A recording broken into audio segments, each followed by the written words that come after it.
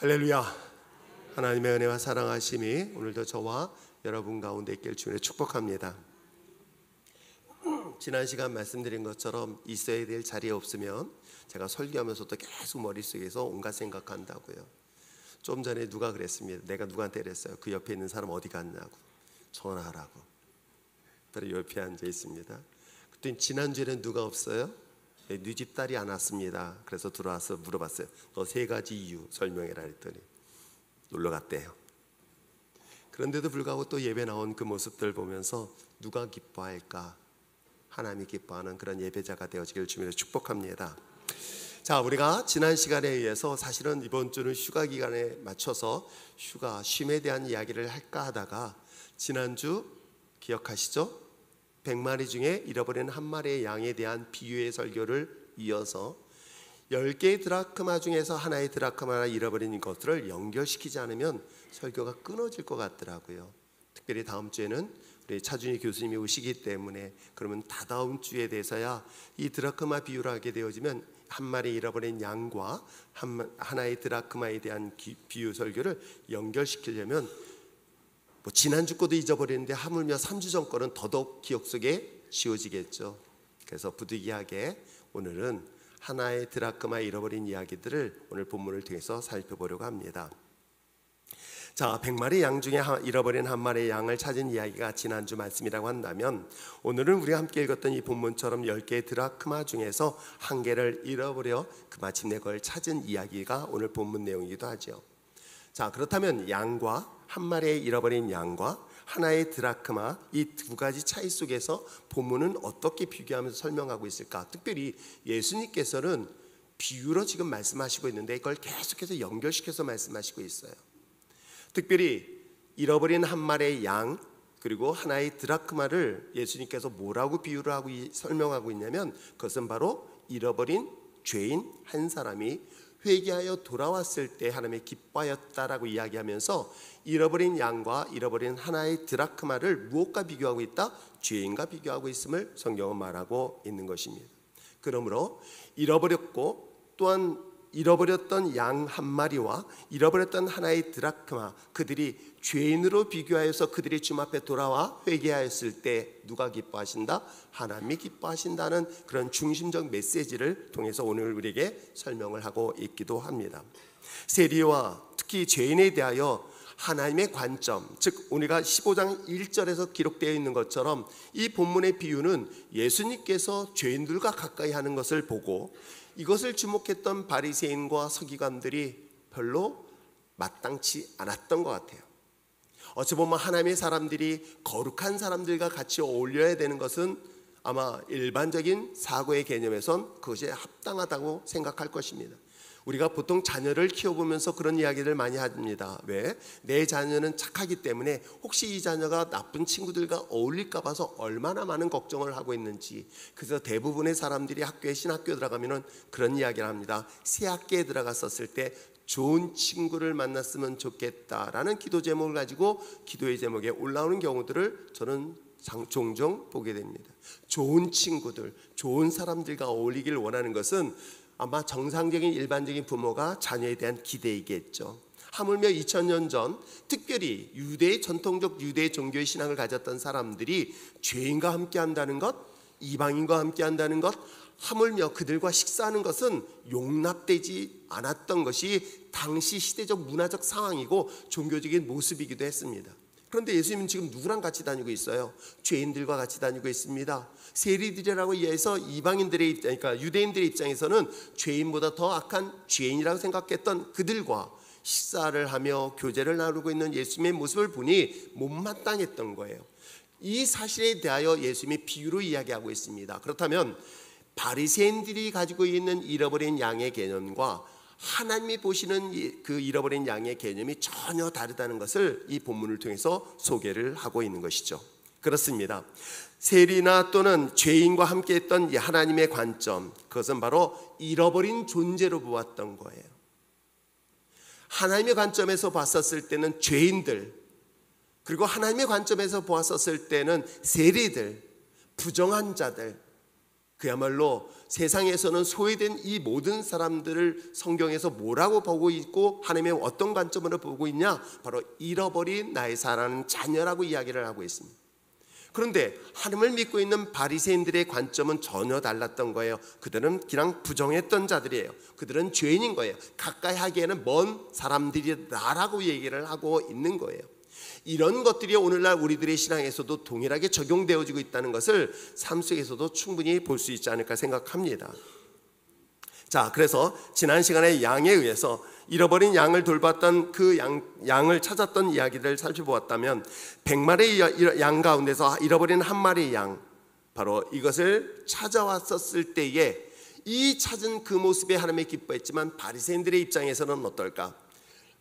말씀드린 것처럼 그 양을 직접 돌보지 않았다는 것을 지난 시간에 말씀을 보았습니다. 그런데도 불구하고 잃어버린 한 마리 양을 찾기 위해서 자신이 거닐고 있는 종을 보내어서 한 마리를 반드시 찾아오게 된 것은 뭐 때문일까요? 무엇 때문이었을까? 자신이 가지고 있는 재산 하나가 잃어버린다는 것이 용납되지 않았던 그런 마음이 크지 않았었을까 생각합니다. 부유한 자가 그 작은 것 하나 잃어버린 것 가지고 오히려 이것을 잃어버린 종을 핍박하며 또는 어려움을 줌으로 인해서 그 종이 그 양 한 마리 찾아오면서 기뻐했던 그 장면들을 지난 시간 살펴봤습니다. 하물며 하나님은 어떠실까? 아까워서 잃어버린 걸 찾겠다는 그 바리새인들의 관점과 달리 그 잃어버린 양은 자신의 생명과 같이 여기고 소중히 여김에 대한 이야기들을 성경은 비유를 통해서 성경은 말하고 있는 것입니다. 그러면서 두 번째 비유는 한 여인이 10개의 드라크마 가운데서 하나를 잃어버린 이야기를 하고 있습니다. 드라크마, 데나리온이라고 표현을 합니다. 같은 용어들이에요. 은 한 동전. 그것은 어떤 것으로 따지냐면 오늘날에 본다면 하루 노동자가 일한 품꾼, 품삯, 그 뭐예요? 하루 일당에 해당되는 비용이기도 합니다. 그러면 이 여인이 아마 10일치의 그런 일당을 가지고 있었는데 그 중에 하나를 잃어버렸던 이야기를 성경 속에 설명을 하고 있어요. 자, 그렇다면 양과 드라크마의 비유 속에서 이들을 죄인이라는 것으로 정의를 내리고 있습니다. 저자가 예수님께서 그렇게 비유를 하고 있는 거예요. 자, 잃어버린 양, 잃어버린 드라크마, 죄인입니다. 근데 제가 이 본문을 보면서 이런 생각을 해봤어요. 자, 양은 분명 죄인인데 죄인의 관점으로 보고 있는데 양은 스스로의 잘못을 통해서 그 그룹에서 도망갈 수 있고 이탈할 수 있습니다. 그렇지 않습니까? 그 양무리 속에 있어야 될 한 마리의 양이 그 그룹에서 멀리 떠나가지고 다른 곳에서 길거리에 헤매고 있어요. 잃어버린 상태가 돼버리는 거예요. 그래서 일정한 부분의 양도 책임이 있음을 볼 수 있습니다. 또 하나가 있습니다. 뭐예요? 이 양떼를 돌보고 있던 목동에게도 책임이 있겠죠. 근데 드라크마는 어떻습니까?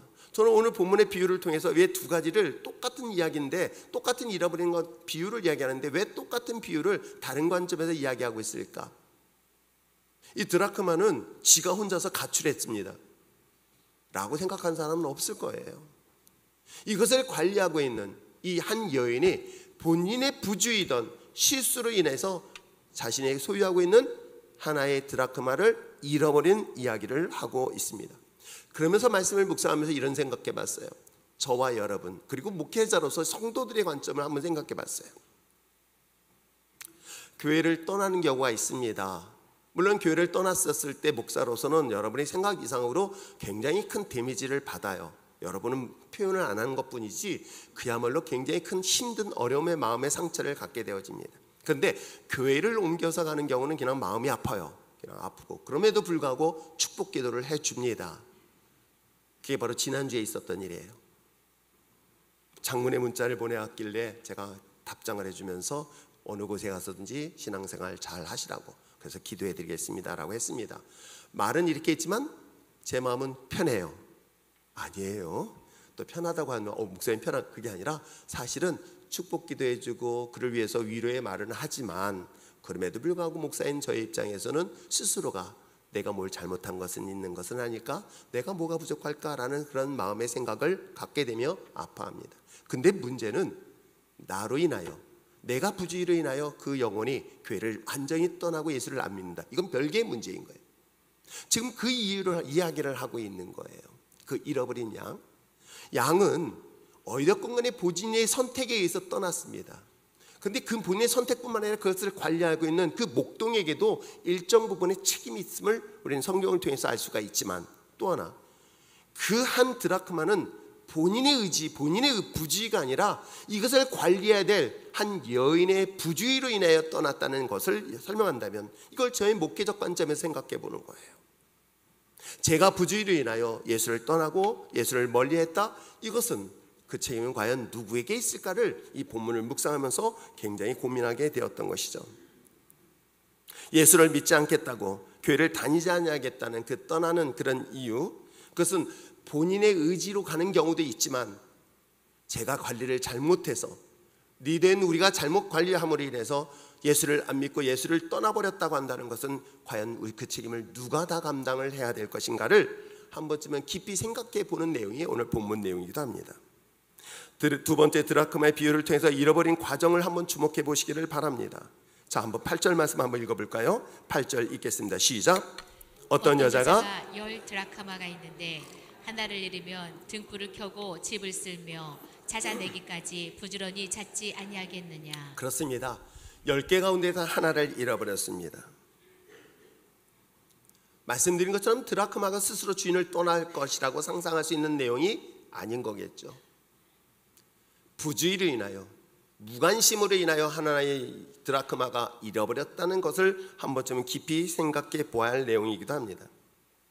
잃어버린 한 드라크마 스스로 선택해서 주인을 떠난 것이 아니라고 한다면, 관리를 하고 책임져야 될 우리가 나로 인해서 하나님을 떠나게 되어진 것에 대해서 한 번쯤은 깊이 진지하게 고민하면서 이 본문을 살펴보려고 합니다. 모든 세리, 그 죄인과 가까이하여 식탁교제를 통해서 구원의 기쁨 소식을 전하기를 원했던 예수 그리스도, 어찌 보면 예수님께서는 이 땅에 죄인을 위하여, 아무도 관심 갖지 않은 죄인을 위하여, 그들을 위하여 십자가를 지셨고 그들을 향하여 먼저 다가오셨던 이야기들은 성경을 통해서, 복음서를 통해서 우리는 쉽게 발견하게 되어집니다. 왜요? 무엇 때문에 그랬을까? 그것이 바로 잃어버린 한 마리의 양, 하나의 드라크마였기 때문이었습니다. 그렇기 때문에 이 말씀을 묵상하면서 이 드라크마, 잃어버린 드라크마를 보면서 내 자신의 모습을 다시 한번 돌아보게 됩니다. 내가 혹여라도 목사로서 잘못 관리함으로 인해서 잃어버린 영혼이 있다고 한다면, 내가 관리를 잘못해서 하나님을 떠나 죄인의 상태로 머물러 한다면 그 책임을 내가 어떻게 감당을 할 수 있을까? 이것이 때에 따라서 목사로서는 무거운 짐처럼 느껴지기는 사실이기도 합니다. 이게 너무 무거워서 감당하기 어려워서 때로는 하나님 앞에서 투덜투덜 된 적도 사실은 있고요. 그것이 아마 제가 생명이 다하는 날까지 계속되지 않을까. 그러면서도 이 말씀을 묵상하면서 최소한 그 하나의 잃어버린 드라크마, 하나의 잃어버린 양을 위해서 주님이 기뻐하는 일에 끝까지 포기하지 말아야 되겠다라는 것에 대한 결단과 그런 마음의 소망을 가지고 우리가 말씀을 들어야 될 줄 믿습니다. 왜요? 오늘 10절에 그 말씀을 이야기하고 있어요. 내가 너희에게 이르노니 이와 같이 죄인 한 사람이 회개하면 하나님의 사자들 앞에서 누가? 하나님이 기뻐하신다. 하나님의 기쁨이 되겠다라고 선택한 주의 길, 하나님의 마음에 합당한 자의 길을 가겠다고 선택한 목사의 길, 또 뿐만 아니라 구원받은 저와 여러분, 하나님의 정말 기뻐하는 것은 혹여라도 내게 맡겨진 한 사람의 영혼을 잃어버려서 그들이 죄인으로 방황하고 있을 때에 그들을 다시금 주님 앞에 돌아옴으로 인해서 하나님의 기쁨의 자리에 설 수 있다는 것에 대해서 절대로 잊지 않길 부탁드립니다. 우리 주변에도 어찌 보면 수많은 잃어버린 그 주님의 거룩한 영혼들이 얼마나 많이 보이는지 여러분 아십니까? 그들에 대한 그 주님의 마음을 가지고 그들을 주님 앞에 이끌 수 있는 저와 여러분 되어지기를 소망합니다. 자, 그렇다면 우리에게 맡겨진 잃어버린 한 영혼을 위해서 우리가 어떻게 해야 될까라는 것들을 생각해 봅니다. 저는 이 모든 것들의 일련의 과정에서는 가장 중요한 것이 있습니다. 그게 무엇일까? 자, 9절 말씀도 한번 읽어볼까요? 자, 8절 9절 다시 한번 읽어보시길 바랍니다. 계속 오늘 읽을 겁니다. 읽겠습니다. 시작. 어떤 여자가 10드라카마가 있는데 하나를 잃으면 등불을 켜고 집을 쓸며 찾아내기까지 부지런히 찾지 아니하겠느냐? 또 찾아낸즉 벗과 이웃을 불러 모으고 말하되 나와 함께 즐기자. 잃은 드라크마를 찾아내었노라 하리라. 아멘. 여기서 이야기한 거 있는 것처럼 가장 중요한 것이 뭘까? 저는 그것이 관심이라는 단어로 본문을 정의 내릴 수 있습니다. 그것이 바로 하나님의 마음이고요, 하나님의 눈물이고요, 또 하나님의 보시는 시선이라고 저는 생각을 해요. 어찌 보면 세상 사람들이 저에게 아무런 관심을 갖지 않았을 때에 하나님은 나에게 끊임없는 관심을 끊지 않고 포기하지 않냐고 보여주셨기에 내가 이 자리에 선 줄 믿습니다. 아니, 어찌 보면 저와 여러분 모두도 그에 해당될 수 있습니다. 하나님이 여러분에 대하여 내가 하나님을 관심 가진 것 같지만 돌아보니까 하나님의 나에게 끊임없이 포기하지 않은 관심이 있었기에 누군가를 통해서 예수를 전했고, 누군가를 통해서 복음을 듣게 되었고, 누군가를 통해서 나의 발걸음을 하나님 몸된 교회로 인도하였던 것은 바로 하나님이 나에 대한 관심 때문은 아니었을까요? 마찬가지입니다. 오늘 본문의 이야기도 바로 관심으로부터 출발하고 있는 것이겠죠. 10개의 드라크마 중에서 하나를 잃어버렸고 100마리 중에서 하나 한 마리의 양을 잃어버렸던 것은, 그것을 발견할 수 있는 것은 관심이 있을 때 발견할 수 있게 됩니다. 한번 상상해 봅니다. 자, 100개 중에 하나 정도 버렸어 라고 한다면 찾을 일은 없을 거예요. 근데 너무 안타까운 거는 100마리 중에서 한 마리가 없는데도 몰라요. 무엇 때문에 그게 가능할까? 관심이 없기 때문에 가능한 거예요. 저는 목회를 하면서 어떤 생각을 하냐면은, 야, 우리 집사람이 방 하나를 건너뛰었습니다. 이 방과 안방, 즉 저희 침실과 안방에 자고 있는 아이들, 옛날 집이기 때문에 큰 벽돌로 뭐 이렇게 블록으로 쌓여 있겠죠. 근데도 잠자다가요, 새벽 2, 3시 벌떡 일어나가지고요, 안방에 가면은 애가 울고 있어요. 근데 그 옆에서 잠자고 있는 저희 어머니는 편히 주무세요. 야, 나도 안 들리는 소리가 들리더라는 거예요. 내가 안 들리는 아이의 숨소리를 느낄 수 있는 건 뭐 때문일까요? 저는 그때는 그냥 엄마가 예민하니까 그런 줄 알았어요. 제가 목회의 자리에 서보고 났더니, 아, 그게 관심 때문이었구나. 왜? 사랑하기 때문에. 사랑하는 마음이 크고 그 사랑하는 마음이 있기 때문에 관심을 갖게 되어지고, 관심을 갖다 보니 그 사람의 표정, 즉 그 사람은 앞에서 웃고 있어도 그 속에서 울고 있는 모습을 볼 수 있으며, 그 사람이 아무렇지 않다고 괜찮습니다 말하고 있지만 살려달라는 그 외침의 소리가 들 수 있는 것 여러분 아십니까? 100마리의 양이 있습니다. 그 한 마리를 잃어버린 것을 발견할 수 있었던 것은 여러분 관심이 있기 때문에 그런 거예요. 10개 드라크마 중에서 하나를 잃어버렸습니다. 에이, 그럼 또다시 일당 벌면 되겠지 라는 무관심의 사람들이 의외로 많은 이 시대에 주님이 저에 대한 관심이 있었듯 우리가 그 관심으로 이 자리에 섰다고 한다면 당연히 목회자 또한 여러분 리더들 또한 마찬가지 아닐까요? 여러분에게 최소한 맡겨진 영혼들에 대하여 여러분, 그들이 울고 있는, 그들이 탄식하는, 그들이 정말 하나님의 곁을 떠나서 멀리 울고 고통 속에 신음하는 그들에 대한 관심을 결단코 포기하지 않길 부탁드립니다. 자기 자식에 대한 관심은 있으면서도 정말 나에게 맡겨진 영혼에 관심이 없다, 이건 정말 슬프고요, 이건 정말 하나님이 기뻐하지 않는다는 것 왜 우리는 깨닫지 못할까요? 나에 대한 것은 관심이 있어요. 내게 속한 것에 대한 관심은 있을 수 있어요. 그러나 하나님의 관심은 나와 상관없다면 여러분, 놀랍게도 나는 하나님과 관계없는 자라는 것 왜 우리는 인식하고 깨닫지 못할까요? 제가 이 자리에 설 수 있었던 것은, 내가 이 자리에 설 수 있었고 내가 주님을 주라고 고백할 수 있었던 것은 바로 주님이 나를 포기하지 아니하시고 끊임없는 관심 때문에 이 자리에 섰다고 한다면, 그 은혜를 받은 저와 여러분 또한 마찬가지입니다. 내게 한 명의 영혼을 맡겼던, 내게 10명의 영혼을 맡겼던, 내 성도들 많은 영혼들을 맡겼던 그 한 사람 한 사람에 대한 관심은 주님이 기뻐하는 그 자리의 첫 번째 조건이라는 것을 절대로 잊지 않기를 부탁드립니다. 하나님의 나라를 소유한 자들, 진짜 소유했다고 한다면 그 다음부터는 진짜 이상한 일들이 발생이 되어요. 하나님의 나라를 소유한 믿음의 사람들, 올 한 해 동안 하나님의 나라에 대한 하나님의 나라에 대한 비유를 이야기했다면 그 하나님의 나라를 가지고 있고 소유한 사람들이 갖고 있는 특징들이 있어요. 변화되게 돼 있어요.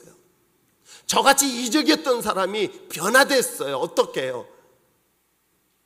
관심을 갖게 되는 거예요.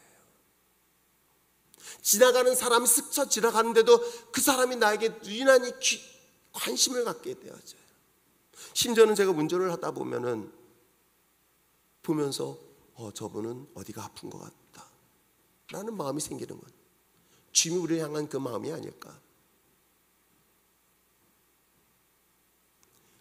예수님께서 얼마나 오지랖을 떨면서 관심을 갖는지 여러분 아시죠? 예루살렘 성을 가는 과정에서 그 코스를 포기하고 한 바퀴 돌아서 가요. 사마리아 수가성이라는 곳을 지나가 한 여인을 만나게 되어지죠. 목말라 하는 한 여인, 세상에서 그 많은 것을 가지고 있다 하더라도 그 목마름을 해결할 수 없던 연약한 한 여인을 주님은 관심을 갖고 그 여인에게 다가가서 그 여인의 목마름을 해결해 줬던 이야기를 우리는 너무나 잘 알고 있을 것입니다. 하나님의 은혜 가운데 수많은 사람들이 우물가에 모였습니다. 많은 사람들이 모인 가운데 오직 한 여인을 주목했던 예수님의 그 관심은 어찌 보면 수많은 사람들 가운데 저를 선택하셨던 그 배경이 되었다 한다면, 그로 인한 은혜를 받은 저와 여러분이 마땅히 주님의 기뻐하는 자리에 서야 되는 것은 당연한 것 아닐까요?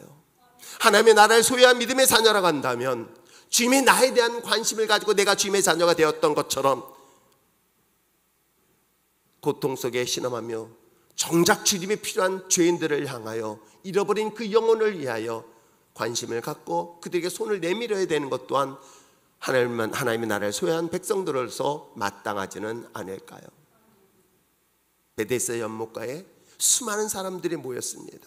수많은 사람들이 모인 가운데 주님께서 관심 가진 한 사람이 있었어요.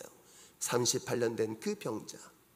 주님의 관심이 38년 된 그 육신의 질병을 해방시킨 것들을 보았던 그 하나님의 오지랖 떠는 그런 관심은 어찌 보면 그 관심이 있었기에 내가 이 자리에 설 수 있었고 우리가 이 자리에 섰던 것은 아닐까요? 그러므로 사랑하는 성도 여러분, 내게 맡겨진 수많은 영혼들, 그 잃어버린 드라크마, 잃어버린 양, 거기서 가장 중요한 것은 관심으로 출발하고 있다는 것 잊지 마시고, 혹여라도 내가 하나님의 나라에 대한 내 마음속에 있다고 한다면 그 관심을 갖기 위하여 주님 앞에 기도하며 나갈 수 있는 저와 여러분 됐으면 참 좋겠습니다. 자, 관심이 있고 나면 관심으로 끝나진 않습니다. 관심이 있고 난 다음에 그 다음에 삶에 어떤 변화가 일어날까? 관심이 있어요. 저는 이렇게 목회를 해보면서 관심은 있습니다. 근데 액션으로 움직이지 않는다는 건 관심 없다는 표현이라고 저는 확신해요. 한번 잘 보세요. 사랑하는 아이가 지금 벼랑 끝에 있어요. 마치 옛날에 보면은 이 텀마루, 바닥 끝에 서 있다고 생각해 보세요. 그럼 엄마나 아빠는 긴장하면서 그 아이를 지켜봐요. 혹시라도 이 아이가 손댈까. 옛날에 또 이렇게 거실에 보면 뭐가 있었죠? 겨울에 난로가, 난로가. 제가 새로 오신 분들한테 달고나 들으면서 이렇게 얘기를 해요. 혹시 달고나 세대십니까? 달고나 세대. 마찬가지예요. 옛날에 그 거실 안에는 꼭 난로가 있었어요. 그 난로에 뭐가 있습니까? 망으로 쳐놨습니다. 애들이 손을 못 대게. 근데 또 그 위에 항상 놓는 게 뭐예요? 주전자를 놔요. 왜요? 가습기 역할을 했던 것 같아요. 난 참 우리 어머니가 참 지혜로웠어요. 딴 거 놨나? 주전자 올려서 물을 끓였던 기억이 나요. 근데 그게 가습기 역할을 해요. 그런데 여러분 어떤지 아십니까? 부모는요, 이 아이 움직임을 봐요. 부엌에서 뭔가 일을 하더라도 애를 주목해요. 왜요? 혹시라도.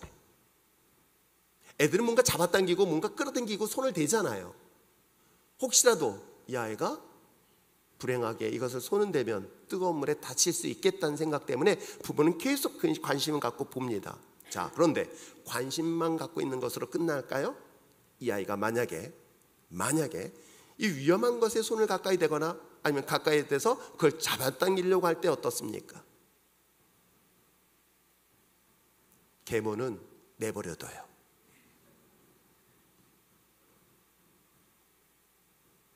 목회자도 계모가 있을 수 있지 않을까? 저도 평신도 생활을 해봤기 때문에 목회자가 성도의 관계에서 얼마나 중요하다는 걸 저는 많이 경험했어요. 제가 교회를 떠나봤기 때문에 더 절실하게 느끼고 있는 거예요. 그때 누군가가 한 번이라도 손을 붙잡고 끝까지 포기하지 않았다면, 하나님은 나를 포기하지 않았어요. 그러나 나에게 맡겨진, 그에게 맡겨진 한 사람의 영혼을 포기하면 안 했다면 어땠을까? 관심이 있으면서도 아무런 액션을 취하지 않는 부모가 과연 몇이나 될까요? 아이가 그런 위험한 상황이 있다면 어떻게 하겠습니까? 순간적으로요, 그 빠른 시간에 평소에 100m를 30초에 뛰던 아줌마도요, 이거는 10초 만에 뛰어요. 안 그럴까요? 순간적으로 얼마나 빨리 움직이는지 몰라요. 왜요? 아이가 다칠까 봐. 그렇지 않을까요? 저는 말씀을 묵상하면서, 그래, 10개의 드라크마든 100마리의 양이든 잃어버린 그것에 대한 관심, 그러나 관심으로만 끝나지 않았다는 사실을 보게 되어지죠. 그 한 마리 찾기 위해서 종을 보내어서 끝까지 찾아오게 하든지, 아니면 이 여인은 어떻게 행동을 했습니까? 오늘 성경의 본문에 기록되어 있는 것처럼 등불을 켜고 집을 쓸며 찾아낼 때까지 부지런히 찾는다라고 성경은 기록하고 있어요. 이것이 영적 지도자들의 몫이고, 목사들이 해야 될 몫이고, 또 여러분의 리더들이 해야 될 몫이고, 또 구원받은 저와 여러분에게 주어질 사명이라는 것 잊지 마시길 바랍니다. 하나님의 거룩한 나라를 소유한 믿음의 자녀들이라고 한다면 마땅히 거기에 앞선 목회자들은 당연히 저는 그래야 된다고 저는 생각하고요, 저도 그 부분에 대하여 항상 스스로를 돌아봅니다. 혹시라도 내가 게을러서 우리 성도들 중에서 잃어버린 영혼들은 없는 것은 아닐까? 아니, 주변에 돌아보면서 그 잃어버린 영혼들에 대한 무관심으로 내가 그들을 바라보고 있지는 않을까 하면서 이 말씀을 다시 한번 묵상하게 됩니다. 그러나 사랑하는 성도 여러분, 그것이 목사인 우리들만의 몫이 아닌 하나님의 나라를 소유한, 왜? 오늘 성경에 등장하고 있는 사람들은 누구에 대한 비유였었습니까? 바리새인들이었던 거예요. 서기관들이었던 거예요. 물론 그때 당시에는 종교적인 지도자인 건 틀림없어요. 그러나 종교적인 지도자라는 것은 오늘날 내가 권사의 직분을 받고, 내가 안수 집사의 직분을 받고, 내가 집사의 직분을 받고, 장로의 직분을 받고, 아니 순장의 직분을 받은 모든, 아니 예수 그리스도를 통한 하나님의 나라를 소유한 모든 사람들이 주어진 하나님이 주신 거룩한 마음이라는 것을 잊지 마시기를 부탁드립니다. 거저 나 혼자만, 나만, 내 가족만, 이건 정말 참담한 것입니다. 그러기에 바리새인들은 내게 속한 것만이었었지 이 죄인들에 대한 관심이 없었던 거예요. 잃어버린 영혼들에 대한 관심이 없었던 거예요. 그러나 주님의 마음은 그들에게 있다는 것 잊지 마시길 바랍니다.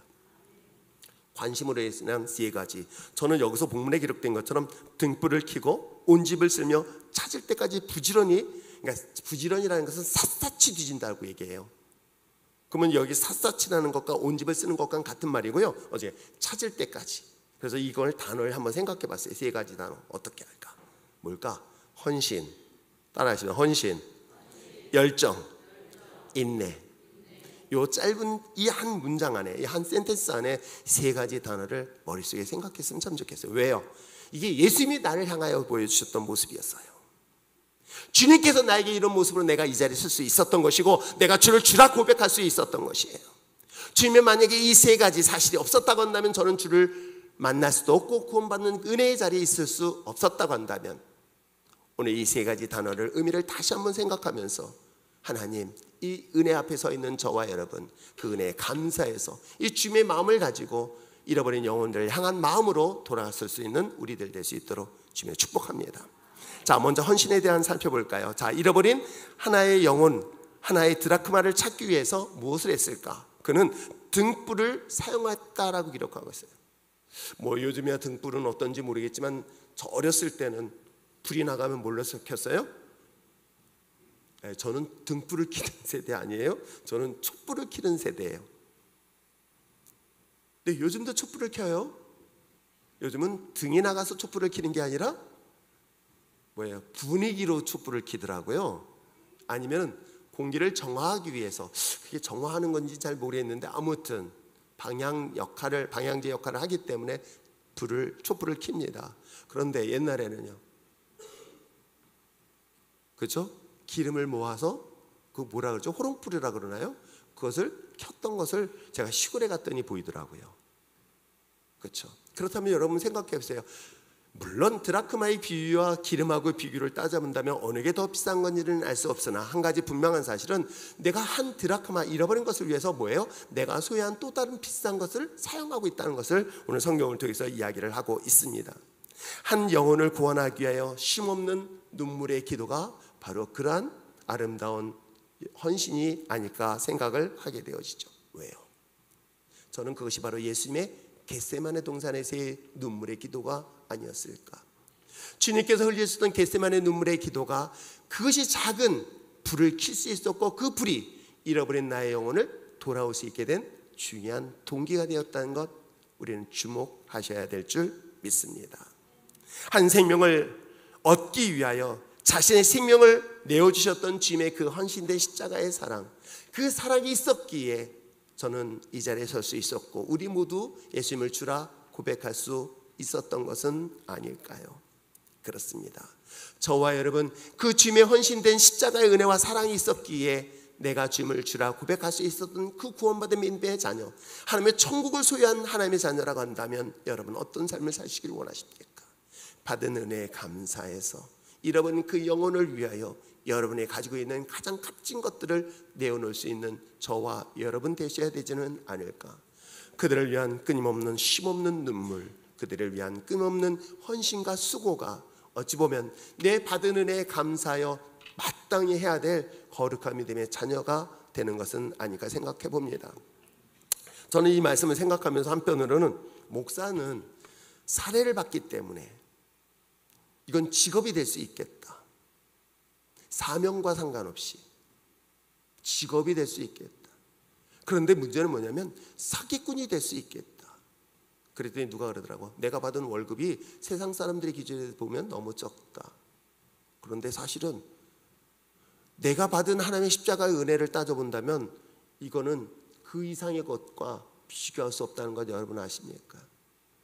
옛날에 연봉과 따져본다면 적을 수 있을지 몰라요. 세상의 관점에서는. 그런데 저는 무엇을 받았습니까? 예수를 통한 십자가의 구원의 생명을 얻었어요. 그래도 나는 사실은 값없이 또 충분히 일할 수 있는데도 불구하고 하나님은 나에게 보상을 주시기 위해서 사례를 주고 있는 거예요. 생활비를 주고 있는 거예요. 그러면 나는 이건 뭐예요? 더 큰 보너스를 받는다고 생각해야 되지는 않을까라는 생각을 이 말씀을 생각해서 하게 됩니다. 그렇다면 최소한 내가 받은 것에 대한 십자가 은혜에 감사해서 내가 헌신하고 있는 여러분이라고 한다면 저보다 더 큰 상급과 하나님의 풍성한 은혜가 넘치게 될 줄 믿습니다. 그럼에도 불구하고 저 역시도 마찬가지로 그 받은 은혜 그야말로 사기꾼 같은 목사가 되기 싫어서라도 내가 여러분을 어떻게 하면 헌신으로 섬길 수 있을까? 어떻게 하면 여러분들을 바른 길로 인도하기 위하여 더 많은 헌신을 할 수 있을까를 고민하면서 이 말씀을 묵상하게 되어집니다. 그랬더니 혹시라도 제가 다른 것보다도 목사인 저는 여러분을 위하여 기도하는 것과 여러분을 말씀으로 바로 가르쳐서 하나님의 바른 진리 길을 인도하는 것은 마땅히 제가 해야 될 도리고 사명인 것처럼 저와 여러분 이제 여러분의 맡겨진 수많은 영혼들 잃어버린 영혼을 위하여 자신의 가장 소중한 것을 내어 그들의 영혼을 주님 앞에 인도할 수 있는 저와 여러분 되시길 부탁드립니다. 그다음에 두 번째 볼 수 있는 건 뭐라 그랬죠? 열정이라고 얘기했습니다. 뭐예요? 잃어버린 드라크마, 잃어버린 한 마리 양을 찾기 위한 열정. 그것은 온 집을 쓸었으며 샅샅이 찾는 그 열정. 그것이 바로 구원받은 저와 여러분 뿐만 아니라 주님이 나를 향한 열정이 있었기에 내가 이 자리에 선 줄 믿습니다. 그 많은 사람들 가운데 75세의 늙은이를 선택하셨습니다. 그리고 그에게 하나님께서 보여주셨던 것이 있었습니다. 하늘의 무수한 별과 무수한 모래를 보여주면서 그 마음속에 꿈을 갖게 하시죠. 굳이 그렇게까지 하실 필요가 무엇이 있을까? 왜 굳이 그런 일들을 하나님께서 이 아브라함을 통해서 하셨을까? 아무도 관심 갖지 아니한 늙은 나이에 그를 뭐 때문일까? 그는 하나님이 아브라함을 향한 열정이 있었기 때문에 가능한 것이다. 저는 그렇게 확신해요. 왜요? 이 열정 있는 사람들이 갖고 있는 특징들이 하나 있어요. 그게 뭔지 아십니까? 꿈이에요. 열정을 갖고 있는 사람들이 갖고 있는 것은 꿈이라고 합니다. 왜요? 여러분, 열정을 가진 사람은 심장을 매일같이 설레게 하고 뛰게 합니다. 심장을 뛰게 할 수 있는 그 열정은 뭐가 있기 때문에 가능하다? 꿈이 있기 때문에 가능한 거예요. 야망하고 다른 것입니다. 하나님이 주신 꿈을 가지면 75세에 늙은 나이에서도 심장을 뛰게 한다는 것 여러분 아십니까? 하나님이 내게 주신 꿈과 비전은요, 나이와 상관없습니다. 아니, 현실과 상관없습니다. 세상 사람들이 이제는 더 이상 희망이 없는 절망적 상태에 있는데도 불구하고 그 심장을 뛰게 하는 열정을 갖게 한다는 것 여러분 아십니까? 이 이야기를 성경은 지금 말씀하고 있는 것이에요. 그 열정을 가진 하나님의 사람들, 그 사람들은 어떤 일들이 일어날까? 시키는 것을 해도 못하는 사람들이 아니라, 시키는 것만 하는 것이 아니라 시키지 않아도 그 일들을 감당해낼 수 있는 그 심장을 뛰게 하는 열정은 바로 하나님이 우리에게 주신 놀라운 축복이고 은혜인 줄 믿습니다. 하나의 드라크마 충분히 포기할 수 있고, 찾다 못 찾으면 그래 이거 뭐 나중에 탔지, 아니면 또 다시 멀면 되지 라고 포기할 수도 있었음에도 불구하고 그것을 포기하지 않을 수 있었던 것은 그 심장을 뛰게 하는, 포기할 수 없는 그 열정이 바로 이 성경을 통해서 이야기하고 있기에 저와 여러분이 이 자리에 선 줄 믿습니다. 어찌 보면 저도 되돌아보면서 하나님이 저를 포기할 수 있었다면, 포기했다면 난 어떻게 됐을까? 하나님이 나라는 존재를 잊어버렸다면 어떻게 했을까? 라는 생각할 때마다 얼마나 두렵고 떨리는지. 내가 잘나서요? 내가 똑똑하고 내 집안이 훌륭해서요? 아닙니다. 하나님은 무명한 나를 하나님의 거룩한 자녀로 삼으시기 위해서 나를 끝까지 포기하지 아니하시고, 끝까지 그 주님이 주셨던 그 열정이 내 심장을 뛰게 함으로 인하여 저를 이 자리에 쓴 것처럼 저와 여러분도 이 자리에 선 줄 믿습니다. 온 집을 빗자루 쓸면서까지 찾아왔던 그 열정이 있었기에 저와 여러분이 이 자리에 선 것 잊지 마시고 그 마음을 가지고 주의 사명을 감당해낼 수 있는 저와 여러분 됐으면 참 좋겠습니다. 마지막으로 볼 수 있는 건 뭘까? 그것은 말씀드린 것처럼 인내였습니다. 우리가 이 본문의 사건을 통해서 등불을 켜고 온 집을 쓸며 찾을 때까지라는 이 단어, 헌신, 열정, 인내, 찾을 때까지 끝까지 포기하지 않은 그 인내가 있었기에 저는 이 자리에 있었고 여러분도 이 자리에 서 있는 줄 믿습니다. 목회를 하다 보면 때에 따라서는 왜 이렇게 변하지 않을까라는 심한 낙심이 올 때가 사실은 있어요. 성장하지 않는 신앙인의 모습 보면서 목사로서는 회의감도 갖게 되어지고요. 그럴 때마다 포기하고 싶은 마음이 설령 저에게도 있을 수 있어요. 그런데도 불구하고 포기할 수 없게 하는 그 하나님의 은혜가 있었습니다. 왜요? 하나님이 나를 포기하지 않으셨고요, 나를 잊어버리지 않았을 뿐만 아니라 끝까지 나와 함께하고 있었기 때문에 제가 이 자리에 선 줄 믿습니다.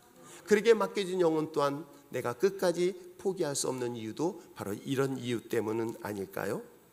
그래서 사실은 어떤 자매한테도 끊임없이 문자를 보내는데 이 자매가 분명히 온다고 해도 연락이 안 와서 안 보여요. 그러면 제가 설교하면서도 이 자매가 지금 어디가 있을까? 휴가 중인가?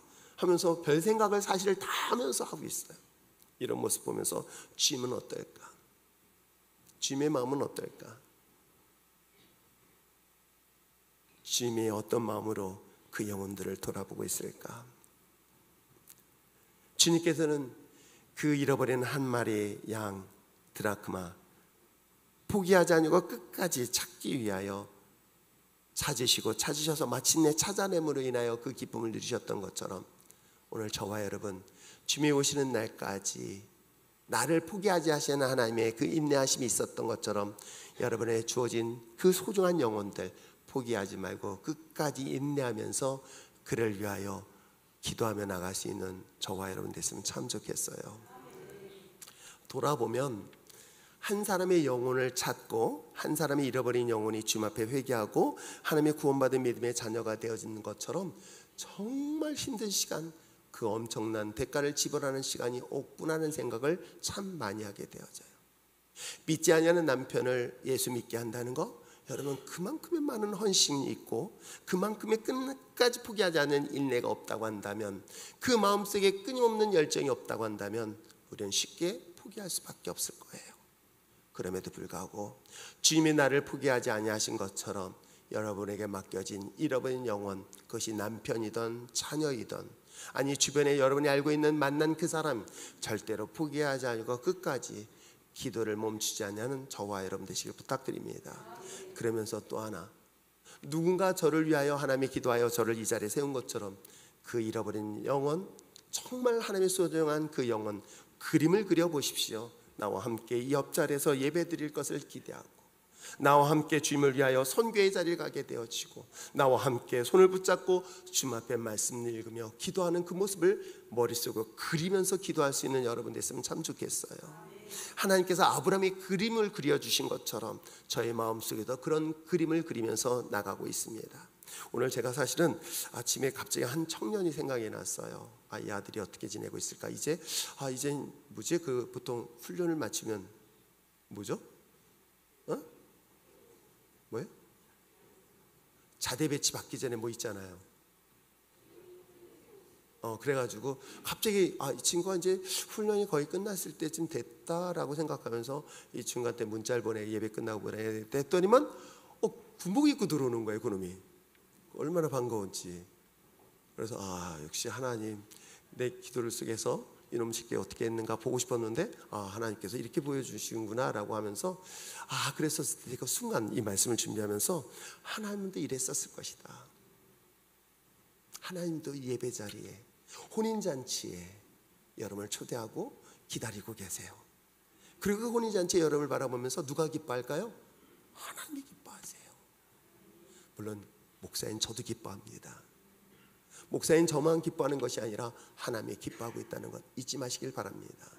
우리 마지막 절 한번 읽어볼까요? 자, 10절 말씀 한번 읽어보시길 바랍니다. 시작.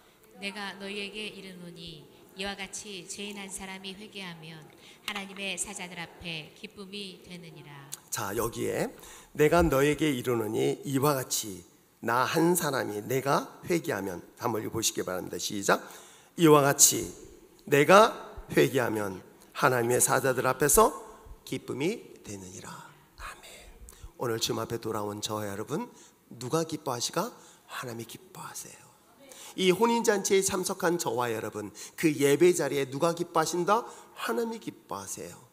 하나님이 기뻐하실 뿐만 아니라 여전히 이 자리에 초대하고 있는 그 죽어가는 수많은 영혼들, 그 영혼들이 주님 앞에 돌아올 때 누가 기뻐할 것이다? 하나님이 기뻐하실 것이다. 그러므로 여러분들이 구원받은 믿음의 자녀로서 하나님의 기쁨의 자녀가 되기를 원하신다면 잃어버린 그 영혼들이 주님 앞에 돌아와 하나님의 거룩한 예배 자리가 될 수 있도록 날마다 꿈꾸며 기도하며 끝까지 포기하지 않는 저와 여러분 되시기를 축복합니다.